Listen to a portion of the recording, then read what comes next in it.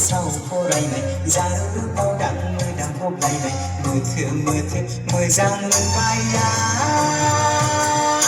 खानायखौ बायाव बिबार थुनायखो कलेज गेटआव सौग्रावनाय बै जारौखौ फैयो नायनो कलेजाव बिखो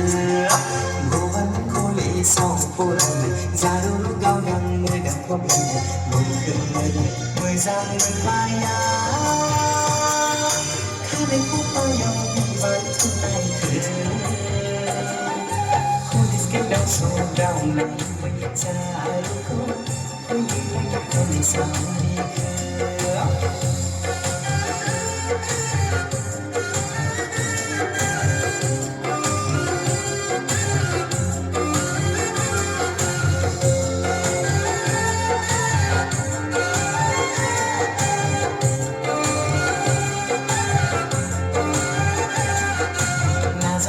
जांखोवादै गोथार गोसो लानानै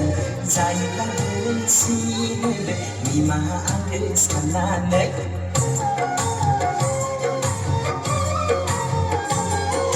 नाजानाय जांखोवादै गोथार गोसो लानानै जायोब्ला गोरोन्थिनो निमाहा आंखौ साननानै गावदां बैयाव खामानि आंनि नोंखौ अननाया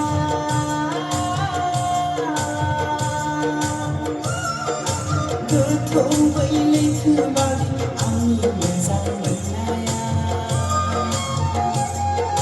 थैजों लिरहरनाय आंनि गोथार बिलाइ जानाय लुफावजों बायदि